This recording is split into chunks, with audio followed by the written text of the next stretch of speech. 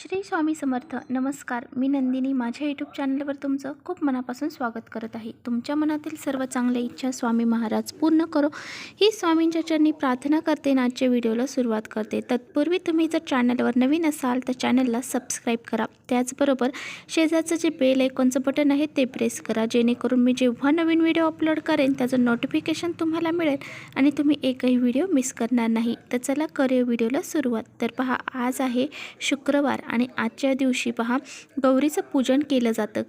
म्हणजे काल आपल्या घरामध्ये गौरीचं आगमन झालेलं आहे. आज आपल्या घरामध्ये गौरीचं पूजन होणार आहे. तर बऱ्याचशा घरामध्ये गौरीचं पूजन केलं जातं, बसवलं जातं आणि बऱ्याचशा घरांमध्ये गौरीचं पूजन नाही केलं जात. तरीसुद्धा आपल्याला हा उपाय करायचा आहे. पहा, आपल्या हिंदू धर्मामध्ये असे बरेच दिवस आहेत, म्हणजे जे हे 7 वार आहेत, तर ते प्रत्येक वार आपण कोणत्या ना कोणत्या देवाला समर्पित केलेला असतो.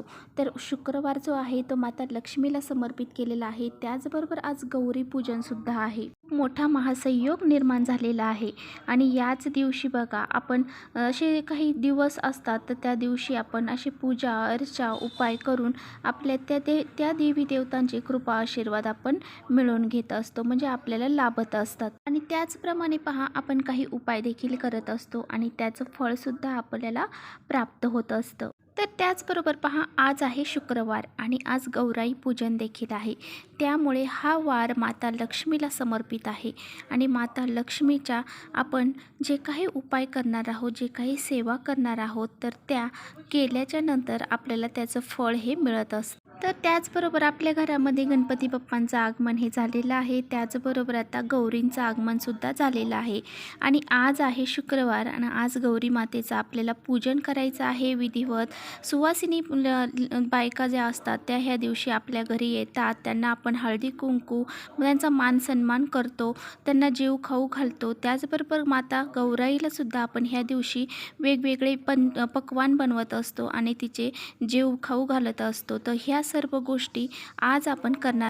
तर पहा, बऱ्याच ठिकाणी गौराईला गणपतीची आई म्हटलं जातं, तर बऱ्याच ठिकाणी गणपतीची बहीण देखील म्हटलं जातं. बरोबर, आपल्याला ह्या दिवशी पहा लक्ष्मी प्राप्ती करण्यासाठी आपल्याला काही उपाय करायचे आहे. काही 7 जन्माचं दारिद्र्य आहे तर ते नष्ट होण्यास मदत होईल. तर बघा, बऱ्याच वेळा आपण भरपूर सारे कष्ट करत असतो आणि आपल्याला त्या कष्टाचं फळ मिळत नाही, म्हणजे काय, आपल्याला त्या लक्ष्मी प्राप्त होत नाही. तर अशा वेळेस काय असतं की आपण जे काही कष्ट करतो त्या कष्टाला आपल्या नशिबाची साथ मिळत नसते. तर ही नशिबाची साथ मिळवण्यासाठी आपण आपल्या घरामध्ये काही उपायसुद्धा करायचे असतात, ज्यामुळे आपले काही नशीब आहे तर त्या नशिबाची साथ आपण जे काही कष्ट करतो त्याला मिळेल आणि आपल्या घरामध्ये लक्ष्मी माता ही निवास कर. बऱ्याच वेळा काय होतं, आपण कष्ट करतो, त्याचा मोबदला देखील आपल्याला मिळतो, आपल्याला लक्ष्मी प्राप्ती देखील होते, परंतु ही लक्ष्मी आपल्या घरामध्ये टिकून राहत नाही, म्हणजे कोणत्या ना कोणत्या कारणाने ती आपल्या घरातून काढता पाय घेते. तर पहा, माता लक्ष्मी ही खूप चंचल आहे, त्यामुळे ती कधी कुठे जाईल याचं सांगताच येत नाही. त्यामुळे ती आपल्या घरातून कोणत्या मार्गाने निघून जाईल हे पण आपल्याला सांगता येत नाही. आपल्या घरामध्ये अचानक अशा गोष्टी घडतात ज्यामुळे आपल्या घरातून माता लक्ष्मी ही काढता पाय घेते. आणि बघा, ही माता लक्ष्मी आपल्या घरामध्ये स्थिर राहण्यासाठी आज संध्याकाळी आपल्याला हा उपाय करायचा आहे. आणि हा उपाय जर आपण केला तर आपल्या ज्या काही पैशाच्या बाबतीत समस्या आहेत, ज्या काही अडचणी आहेत, तर त्या आपल्या नष्ट होतील. आपल्या घरामध्ये अखंड लक्ष्मीची प्राप्ती होईल. तर पहा, आपल्याला आज काय करायचं आहे, तर आज संध्याकाळी आपल्याला असा एक दिवा लावायचा आहे. तर पहा, आपल्या घरामध्ये जर गौरी बसत असतील तर त्या गौरीसमोर आपण हा दिवा लावायचा आहे आणि जर आपल्या घरामध्ये गौरी बसवत नसाल तर मग तुम्ही आपला हा दिवा जो आहे तर तो गणपती बाप्पा आहे, प्रत्येकाच्या घरामध्ये बसवले जातात, त्यामुळे तुम्ही हा दिवा गणपती बाप्पांसमोर लावू शकता. आणि गणपती बाप्पा जर तुम्ही बसवत नसाल तर हा दिवा तुम्ही आपल्या देवघरामध्ये सुद्धा लावू शकता. तर बघा, ह्या दिव्यामध्ये आपल्याला तूप तूप घालायचं आहे. जर तुमच्याकडे तूप असेल तरच तुम्ही तूप घाला, नसेल तर तुम्ही तेल घातले तरी चालेल. आणि त्यानंतर पहा 2 वाती जे आहे तर त्याची 1 वात करायची आहे, म्हणजे आपल्याला जोड वात तयार करायची आहे. आणि हा दिवा जो आपण तयार केलेला आहे तर तो दिवा तुम्ही कशाचाही करू शकता, म्हणजे तुम्ही मातीचा दिवा घेऊ शकता, स्टीलचा घेऊ शकता, तांब्याचा घेऊ शकता, पितळाचा घेऊ शकता. जो कोणता दिवा तुमच्याकडे असेल तो तुम्ही दिवा लावण्यासाठी घेऊ शकता. जर हे कोणतेही दिवे तुमच्याकडे नसतील तर तुम्ही कणकेचा दिवा तयार करून घेतला तरी चालणार आहे.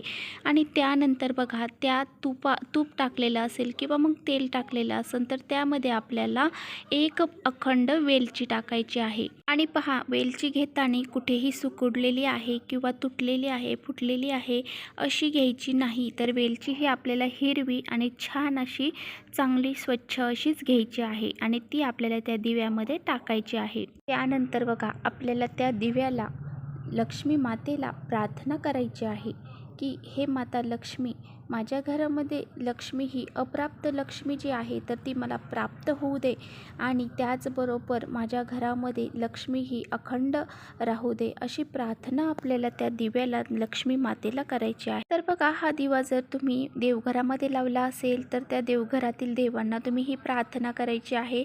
जर तुम्ही दिवा गणपती बाप्पांसमोर लावला असेल तर गणपती बाप्पांना तुम्ही ही प्रार्थना करायची आहे. गौराई समोर लावला असेल तर गौराईला तुम्हाला ही प्रार्थना करायची आहे की माझ्या घरामध्ये जे काही दुःख आहे, जे दारिद्र्य आहे ते सर्व नष्ट होऊ दे, आणि जी काही लक्ष्मी आहे तर ती लक्ष्मी माझ्या घरामध्ये येऊ दे आणि ती चिरकाल माझ्या घरामध्ये राहू दे, अशी प्रार्थना आपल्याला त्या गौराईला करायची आहे, गणपतीला करायची आहे किंवा मग देवघरातील देवांना करायची आहे. आणि बघा, जी वेलची आहे ती आपल्याला दिव्यामध्ये टाकायची आहे. तर दिव्यामध्ये वेलची टाकल्यानंतर त्या दिव्याला आपल्याला हळदी कुंकू लावायचं आहे, धूप दीप दाखवायचा आहे, त्याला अक्षदा वाहायच्या आहेत. आणि दिवा प्रज्वलित करण्या अगोदर त्याआधी त्याच्या खाली आपल्याला थोडेसे तांदूळसुद्धा टाकायचे आहेत, नाहीतर मग एखादी प्लेट ठेवा. असाच दिवा खाली आपण ठेवायचा नाही. आणि हा दिव्याला परत एकदा आपल्याला घरामध्ये लक्ष्मी प्राप्ती होण्यासाठी प्रार्थना करायची आहे. वेलची ही पहा, माता लक्ष्मीची अत्यंत प्रिय गोष्ट आहे, त्यामुळे माता लक्ष्मी आपल्या घराकडे धावूनच येईल अशी ही गोष्ट आपण दिव्यामध्ये टाकायची आहे. तर असे पहा, लवंग असेल, वेलची असेल, तांदूळ असेल, ह्या सर्व गोष्टी ज्या आहेत त्या माता लक्ष्मीला प्रसन्न करून घेण्यासाठी खूप महत्त्वाच्या असतात. तर पहा, बरेच जण असंही म्हणतील की माझ्या घरामध्ये देवघरच नाही किंवा आम्ही गणपती बसवत नाही, गौराई बसवत नाही, तर मग आम्ही हा दिवा कुठे लावायचा? तर पहा, तुम्ही हा दिवा मग तुमच्या तुळशी मातेपाशी लावू शकता. आणि तुम्ही असं पण म्हणताल की आमच्या घरामध्ये तुळससुद्धा नाही, तर बघा, तुळस नसेल तर तुम्ही आवर्जून तुमच्या घरामध्ये तुळस लावा. आणि तुम्हाला जर ह्या दिवशी तुळशी मातेसमोर जर दिवा नाही लावता आला तर मग तुम्ही तुमच्या दरवाजा, जो मेन दरवाजा आहे, घराचा जो दरवाजा आहे, तिथे तुम्ही उंबरठ्याच्या साईडने हा दिवा लावू शकता. आणि मग लक्ष्मी मातेला आपल्या घरामध्ये प्रवेश करण्यासाठी तुम्ही प्रार्थना करू शकता. तर हा मेन दरवाजा आहे, मुख्य दरवाजातूनच लक्ष्मी माता घरामध्ये येते, त्यामुळे तुम्ही लक्ष्मी मातेच्या स्वागतासाठी सुद्धा हा दिवा असा लावू शकता. आणि आज संध्याकाळी आपल्याला आपल्या उंबरठ्यावर सुद्धा दिवे लावायचे आहे. अत्यंत साधा आणि सोपा उपाय आहे. हा उपाय करून बघा, नक्की तुम्हाला लक्ष्मी प्राप्ती होईल आणि तुमच्या घरामध्ये लक्ष्मी ही अखंड राहील. घरातील सर्व दोष बाधा असतील त्या दूर होतील. तर चला, इथेच करते व्हिडिओचा एंड. व्हिडिओ आवडला असेल तर नक्की लाईक करा. चॅनलवर नवीन असाल तर चॅनलला सबस्क्राईब करा. परत भेटूया अशा छानशा व्हिडिओसोबत. तोपर्यंत श्री स्वामी समर्थ.